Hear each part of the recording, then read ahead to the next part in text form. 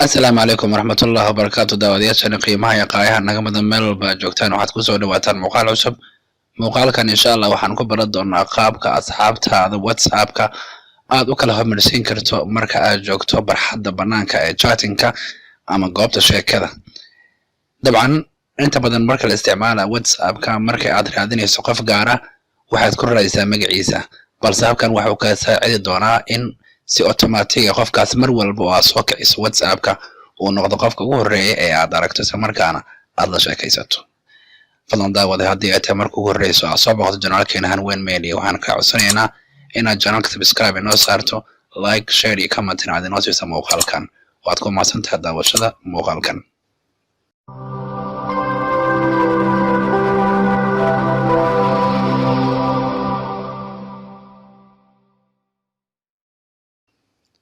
marka la soo dhawo daawada marka hore waxaad u baahan tahay inaad soo kiciso WhatsApp-kaaga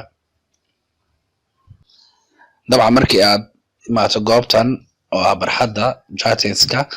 ama qaybta wada sheekaysiga asxaabta badanaba aad wada sheekaysataan markastana aad wada xiriirtaan dabcan inaad raadiso dhib ayay ku noqonaysaa markasta oo qaybtan soo gasho waayo WhatsApp-ka markasta oo wada sheekaysiga la isticmaalayo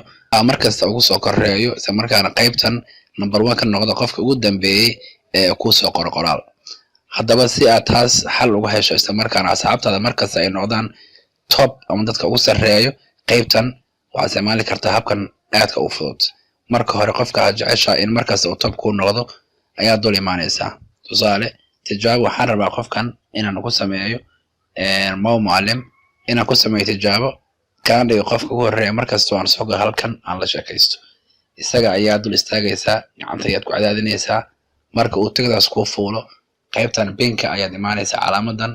ayaad ku dhufanaysaa imika waad aragtaa si toos ah inuu Maxamed u aaday qaybta kore calaamadaas la saarane waa pin markasta oo aad qof la sheekaysato qofkaas waxa uu ka hoos mari doonaa Maxamed ayaana markasta ku noqon doona qofka ugu horeeyo ee qaybtan ka soo muuqda haddii aad jeceshahay dad badanna waad samaysan kartaa tusaale qofkan kale ayaan rabaa Ustaad Miskiino inaan ku sameeyo markii aan si u cadaadiyo pinka ayaan taabanayaa waad aragtaa isaga inuu noqday qof kale marka labadaas qofood markasta oo aan soo gal halkan waxay noqonayaan top isla markaan dadka ugu horeeya aan la sheekaysto asxaabta kalena dadkan ay ka soo doonaan markasta oo ay soo qoraan qoraal ama sheekana labadan qof ayaa noqonaysa dadka ugu horeeya dadka kalena way ka soo doonaan haddaba habkan waxaa lagu xushaa asxaabtaada marka aad la sheekaysanayso ama marka aad wada xiriireysaan inay noqdaan dadka ugu horeeya markasta aad xiriiriso isla markaana markii aad u baahan tahay in aadan ku raadin habka searching-ka si automatic-na halkan ay u soo fuulaan waxaan filayaa daawada inaad muuqaalkan ka faa'iideysan markaana aad wax ka dambeeya maanta aad samaysan doonto habkan aad ku xulinayso asxaabtaada si joogtada aad wada xiriirtaan isla markaana aad wada sheekaysataan halkan muuqaalka inta aan kulmi doono walaalkii Cabdirasaaq Cabdullaahi oo ku dhaafay sida ay nabadgelyo wassalaamu calaykum waraxmatullaahi wabarakaatuh